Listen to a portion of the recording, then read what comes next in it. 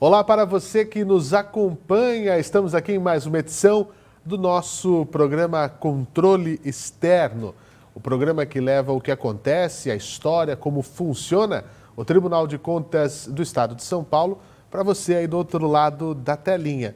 Não importa qual dispositivo que você nos acompanha, não é? Porque nós estamos em várias plataformas. O nosso programa, você sabe, ele é gravado aqui no auditório Nobre Professor José Luiz de Anhanha Melo, que é justamente a sede do Tribunal de Contas do Estado de São Paulo, no coração da capital paulista, aqui na região da Sé. E quando eu digo que nós estamos e somos multiplataformas, né, não é mentira. Isso porque a nossa transmissão acontece pelas redes sociais do Tribunal de Contas do Estado de São Paulo, incluindo, e não menos importante, o nosso canal no YouTube. Eu já peço a você, se está nos assistindo pelo YouTube, na sua TV, no seu smartphone, onde quer que você esteja, não deixe de se inscrever em nosso canal, não deixe de conhecer os outros conteúdos que nós estamos produzindo para que você saiba tudo o que acontece por aqui. E curta também, é muito importante para que o nosso conteúdo seja difundido cada vez mais. Você encontra notícias, você encontra o nosso programa Controle Externo, você encontra as transmissões das câmaras e do Tribunal Pleno, bem como outros conteúdos exclusivos. É bem bacana e a gente agradece o crescimento diário do nosso canal no YouTube. Também estamos em todas as principais plataformas de podcast na podosfera mundial. Você que está nos ouvindo, muito obrigado pelo carinho da sua audiência no Anchor, Spotify, Deezer, Apple Podcasts, Google Podcasts e outras plataformas também. Além, é claro, da nossa sempre parceira, onde estamos também sendo exibidos agora pela TV Alesp. Toda sexta-feira, 8h30 da noite, estamos aqui com o nosso programa Controle Externo, sendo exibido pela TV Alesp. Muito obrigado a todos pelo carinho e pela generosidade em acompanhar o nosso trabalho. O nosso programa de hoje conta com a presença da doutora Sandra Maia de Souza, gestora do processo eletrônico do Tribunal de Contas do Estado de São Paulo. Seja muito bem-vinda, doutora Sandra, é um prazer tê-la aqui conosco. Obrigado por ter aceitado o nosso convite. O prazer é todo meu, Fernando. Fiquei muito feliz de receber o convite e participar de mais um evento aí do controle externo da TV Assembleia. Muito obrigado. E olha, a nossa convidada, eu já apresento aqui mais um pouco sobre ela, formada em Direito pela Universidade de São Paulo, sua alma mater, e antes de ingressar no setor público, chegou a atuar em uma instituição financeira privada, né? Sim. Por 10 anos, Sim. Segundo as minhas pesquisas, que estou correto, né? Perfeitamente. Pode intervir se estiver errado, viu, Não. doutora? Em 1989, chegou aqui ao Tribunal de Contas do Estado de São Paulo, praticamente no início, né, da carreira dentro do tribunal, como agente da fiscalização, né? E em 33 anos de atuação, galgou diversos degraus até o posto atual, sendo a gestora do processo eletrônico aqui da Corte. É conhecido como o ETCESP, o processo eletrônico, dentro do Tribunal de Contas do Estado de São Paulo, foi instituído na resolução número 01 de 2011, no Diário Oficial do dia 7/10/2011, tem como objetivo principal, se eu puder resumir, essa melhoria da eficiência das atividades jurisdicionais, proporcionando celeridade, né, trazendo essa velocidade, trazendo transparência, que é uma coisa tão importante, e acessibilidade, não é, na tramitação e também na apreciação dos processos sob a jurisdição desta Corte de Contas. Eu fiz esse resumo muito superficial, mas quem vai esmiuçar e aprofundar os assuntos é a doutora Sandra Maia, que está aqui conosco. Doutora, é algo muito importante quando a gente pensa em atualização, em modernidade, nós temos que pensar nessa questão da tecnologia. Mas, para começar, eu quero saber, doutora, de fato, o que é o sistema ETCESP, né? A sua finalidade essencial. Na verdade, o sistema ETCESP é a ferramenta tecnológica que está por trás do processo eletrônico. Então, é ela que movimenta todo o trâmite processual. O processo eletrônico como um todo, ele está eliminando o papel e ele precisa de uma ferramenta tecnológica para fazer fluir esse trâmite processual. E esse sistema é o sistema ETCESP, né? Então, o sistema ETCESP foi concebido a partir de um convênio que o tribunal fez com o CNJ, em que nós conseguimos o código-fonte do antigo Projude, que ainda existe o Projude, né? E a partir dessa codificação do Projude, nós fizemos toda a parametrização e toda a customização necessária para a estruturação dentro das práticas e dentro das regras do Tribunal de Contas do Estado, que tem as suas peculiaridades, né?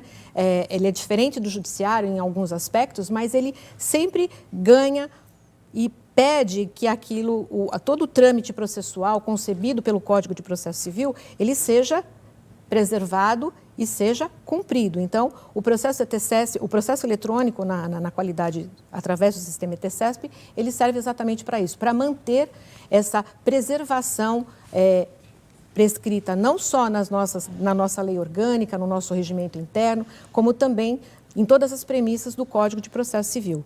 Então, na verdade, o sistema ETCESP é a ferramenta tecnológica que sustenta todo o trâmite processual que vai fluir aqui dentro da casa e que vai também abrir para todos os jurisdicionados, para os advogados e para todos os cidadãos que eventualmente venham a intervir aqui no Tribunal de Contas. Agora, veja, doutora, eu vou fazer uma fala aqui como jornalista que pode parecer até provocadora, né? Mas quando nós falamos em processo, nós sairmos aqui às ruas da cidade, de qualquer cidade onde as pessoas nos acompanham, e talvez isso já esteja passando na cabeça de quem está nos assistindo, quando nós falamos a palavra processo, a gente pensa naquela coisa volumosa, sim, cheia de papel, né, que tem sempre uma capinha colorida, né? E isso leva àquelas questões assim de morosidade. Aí quando a gente vê, às vezes alguma questão do judiciário que é exibida na televisão, as pessoas lendo aqueles volumes, aqueles calhamaços, né? Então, o primeiro passo foi simplificar essa questão. sim. Só que não é só isso. Não é, doutor? Eu acho que é muito importante nós falarmos assim, o processo eletrônico, ele sacramenta o fim do processo físico, quando nós falamos de volumes, de toneladas de papel, problemas até de armazenamento.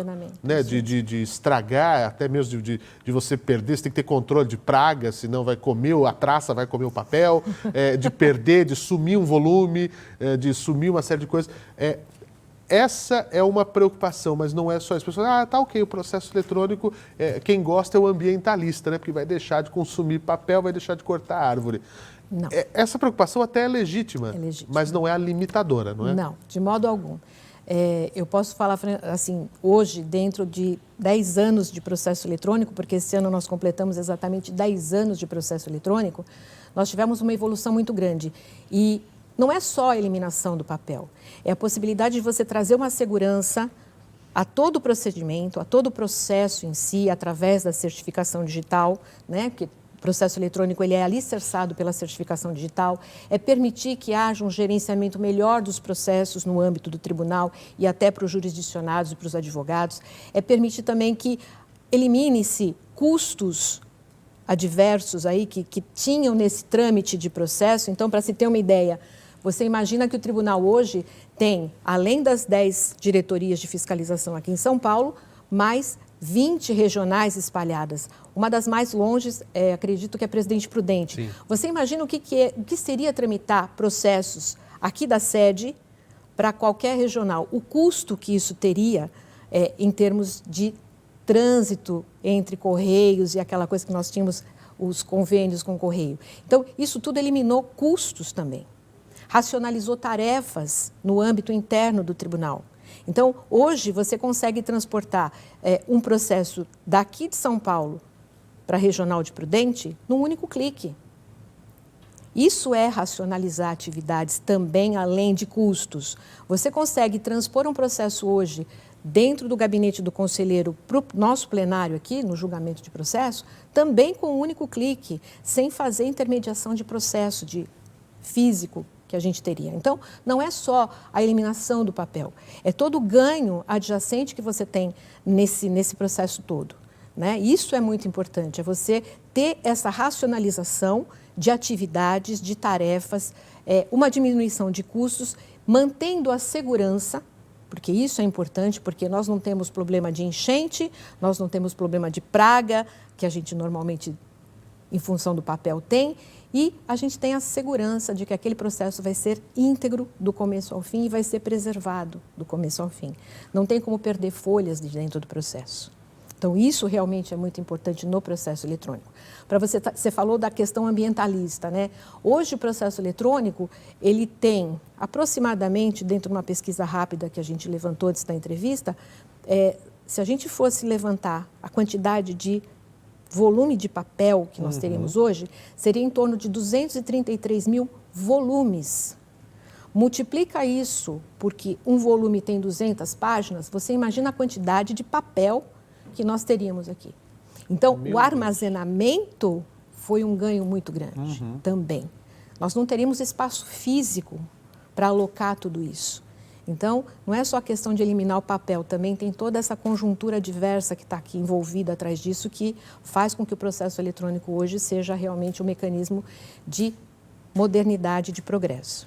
De fato, essa questão física é muito importante. A doutora lembrou, né, de enchente.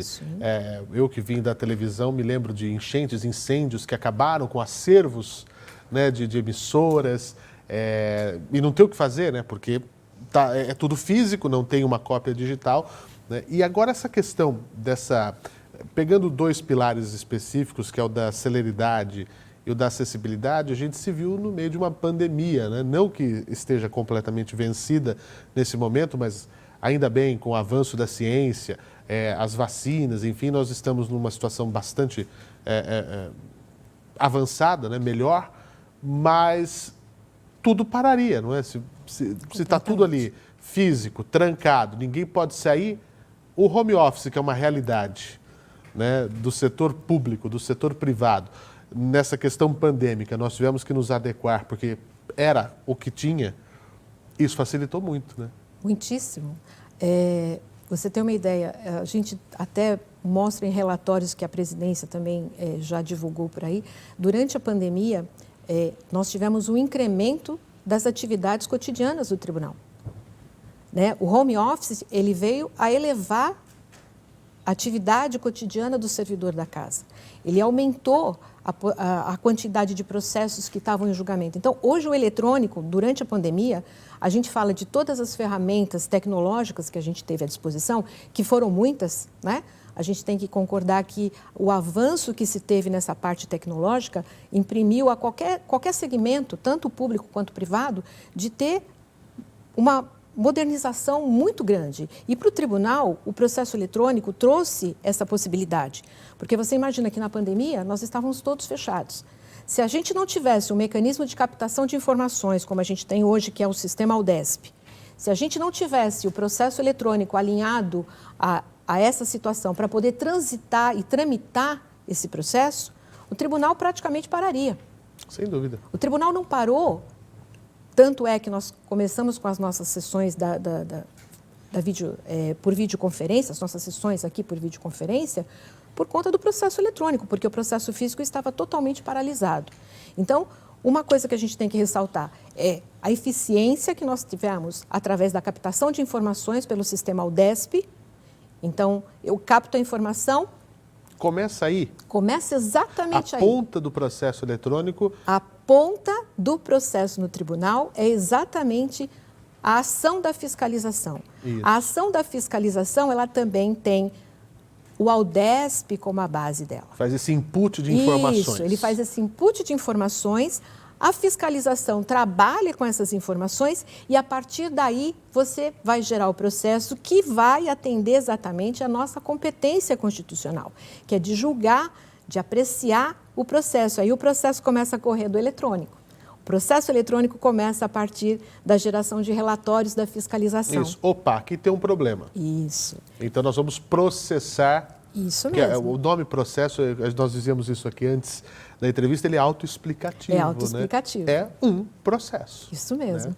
E isso foi bastante elucidativo para o próprio jurisdicionado, porque a partir do processo eletrônico, esse acesso amplo, essa transparência, permitiu que durante esse processo de pandemia, isso pudesse também ser feito, o home office, lá na ponta do jurisdicionado, do advogado.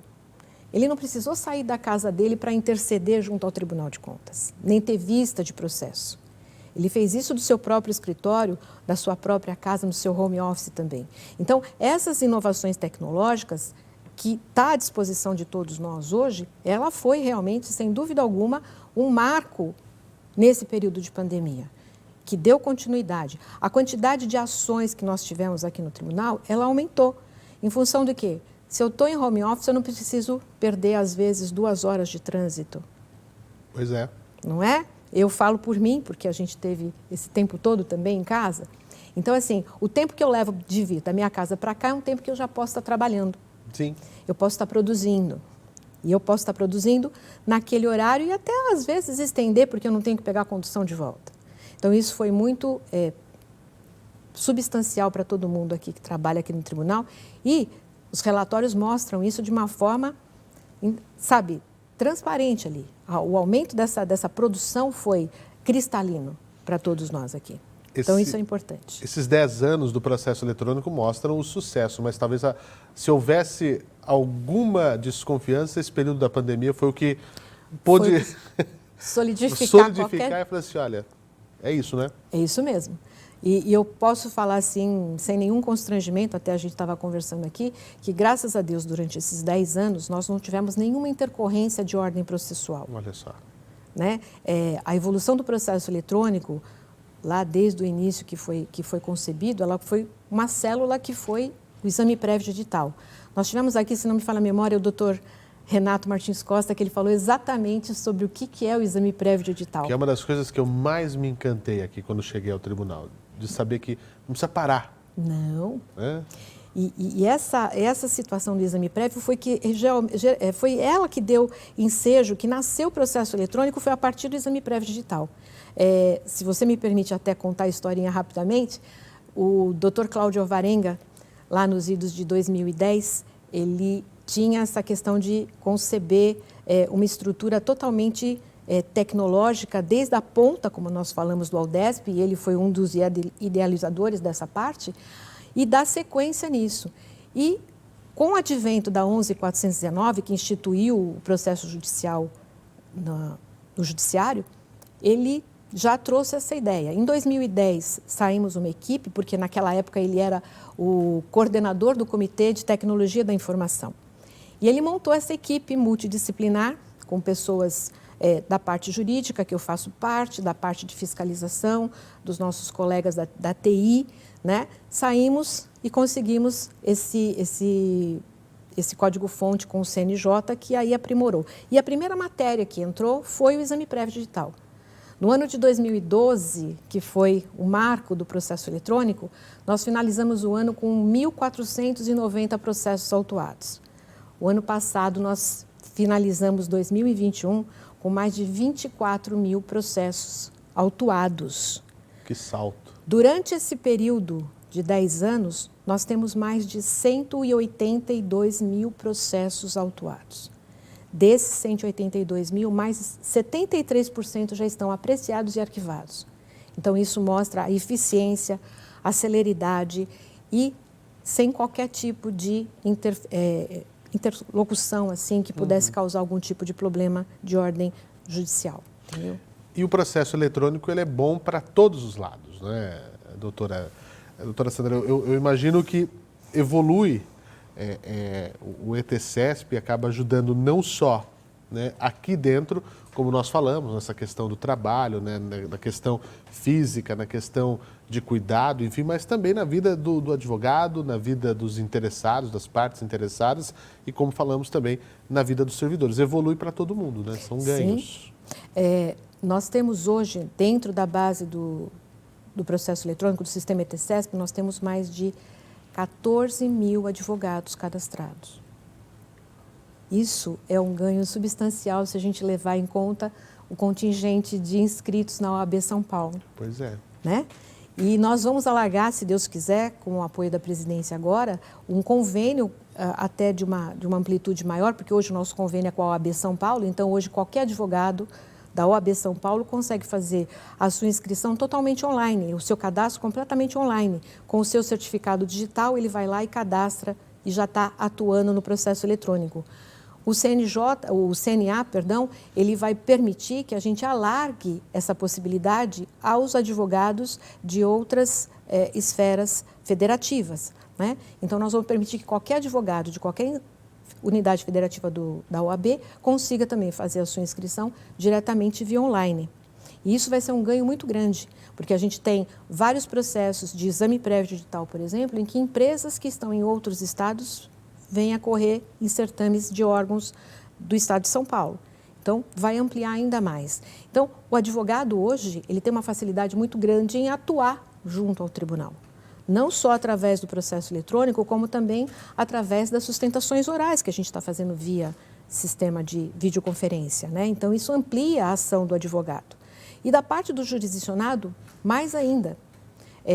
Nós temos um pequeno nicho do processo eletrônico que a gente chama de projeto piloto.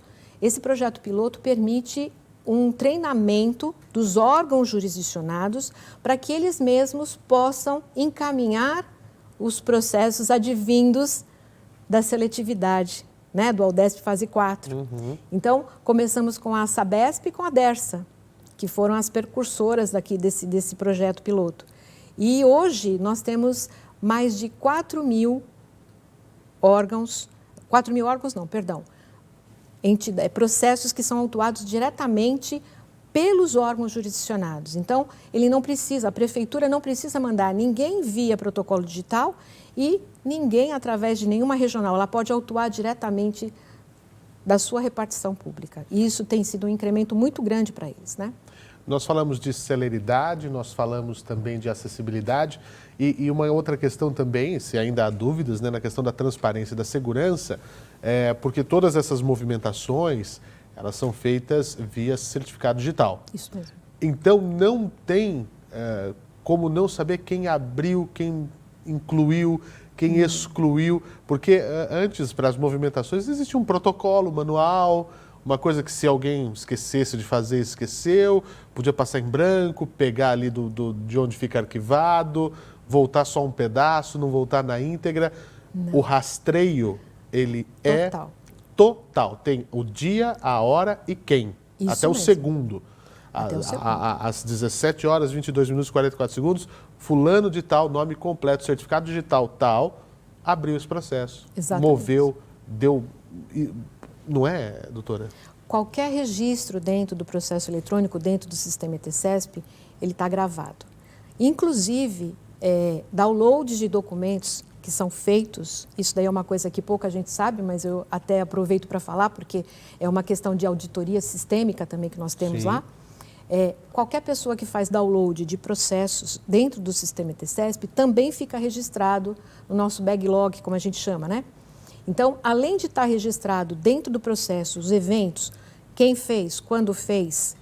Movimentações? Todas as movimentações, todos os eventos são registrados e, além disso, a gente ainda tem essa retaguarda para fins de auditoria, né, sistêmica, em que qualquer pessoa que faz o acesso, que faz download, fica registrado também dentro do sistema. Então, não tem como refutar qualquer tipo de ação que possa estar sendo exercida. Por isso que eu costumo falar para o pessoal o seguinte, já falava antes e reitero agora, o processo eletrônico hoje, se você tem o seu certificado digital, não dê o seu certificado digital para ninguém, não dê a senha do seu certificado digital para ninguém, porque ali é você que está exercendo, então ali não tem como refutar que não foi você. Sim. O ato foi seu e juridicamente falando você não pode refutar que não foi. Ah, mas não fui... Foi. Uma pena. É uma pena. Está ali registrado. O que vale é o que está ali no registro. Exatamente. Então, é uma segurança, isso que eu falo, é a segurança que está estabelecida dentro do processo eletrônico, pela movimentação que estabelece quem faz o quê e quando. Isso é importante. Não, isso é algo que eu acho incrível. Não tem como esconder algo ou se esconder. Né? Não tem como, porque está amplamente registrado. Doutora Sandra, são 33 anos de tribunal e nós temos aí os 10 anos do processo eletrônico. Avanços, mudou muito o tribunal de quando a doutora Sandra entrou, de quando começou o processo eletrônico, dá gosto de ver, usar a tecnologia como aliado, ver a própria lei como ela é mutante, que as pessoas acham que as normas e leis muitas vezes são... rochas que ninguém muda, não, mas tem muito disso, né? Tem. Que análise dessa carreira, desses anos todos, e em especial nesses últimos 10 anos? Olha, realmente é motivador. Eu passei grande parte da minha carreira no tribunal mexendo com papel, né? Em qualquer âmbito que eu trabalhei aqui, a gente tinha um volume de papel muito grande. E quando eu fui convidada pelo Dr. Cláudio para fazer parte dessa equipe, isso daí realmente deu uma motivação maior dentro da minha carreira aqui no Tribunal de Contas. E a partir do processo eletrônico, e a gente tem que considerar que naquele começo foi uma mudança de mentalidade muito grande para casa, né, que estava habituada, para mim principalmente, que sempre trabalhou com papel, eu entendi o colega que tinha um certo receio de trabalhar com uma coisa nova. Então, ao mesmo tempo que ele sabia trabalhar com o processo, com o papel, com o que estava estabelecido, naquela forma que estava estabelecida, aprender uma nova metodologia de trabalho, ele dava um certo, uma certa apreensão para aquilo tudo, né? Então, assim, essa evolução que eu vi durante toda a minha carreira aqui dentro e a partir do processo eletrônico, realmente é uma coisa que me deixa muito, como eu posso dizer assim, envaidecida pelo que a gente já conseguiu fazer aqui dentro da casa, pelo que a gente conseguiu promover em mudança de mentalidade, em mudança de procedimentos, e saber que o meu colega que trabalha ali na ponta está feliz agora porque ele consegue trabalhar em home office, ele consegue trabalhar aqui de uma maneira assim muito mais racional pela forma como ele tem de gerenciar os processos dele, porque hoje ele consegue saber exatamente quantos processos ele tem, aonde esses processos estão. Então, isso é muito gratificante, saber que a casa toda consegue se estruturar melhor a partir desse gerenciamento desses processos. E isso vai conduzir muito, e é o que está acontecendo hoje, né, que eu também estou acompanhando a parte do Comitê de Gestão Estratégica, dessas evoluções que vão aparecendo a partir de todas as ações do processo eletrônico. E que o processo eletrônico vai permitir que se faça, né? Então, isso para mim realmente é muito gratificante. E que venha o futuro, que venham as novidades, que venham as facilidades e, no caso aqui do Tribunal de Contas, sempre pensando no bem-estar e no melhor uso do dinheiro público para o povo paulista, né? Esse é o nosso papel, a nossa missão. Eu acho que fica em missão, em visão e em valores ao mesmo tempo, né? Essa questão de pensarmos o melhor para o povo paulista. Infelizmente, doutora Sandra, o nosso tempo é curto. Eu já agradeço aqui a sua presença, doutora. Eu sempre digo que quem senta essa cadeira está sempre convidado a voltar para nós falarmos sobre vários assuntos ligados ao universo do controle externo da Corte de Contas Paulista. Muito obrigado pela sua participação e pela generosidade em atender o nosso convite. Eu é que agradeço mais uma vez, Fernando, e fico feliz em poder estar aqui com vocês e, se puder, volto novamente, viu? Sem dúvida, vai ser sempre um prazer. E para quem nos acompanha, para quem nos assiste, fica aqui o convite de sempre, né, de poder acompanhar tudo aquilo que nós fazemos nas redes sociais, acompanhar todas as nossas produções. Enfim, nós continuamos por aqui. Acesse o nosso canal no YouTube, inscreva-se, saiba tudo o que acontece no tribunal também no nosso site tce.sp.gov.br. Obrigado pelo carinho da sua audiência e até uma próxima oportunidade.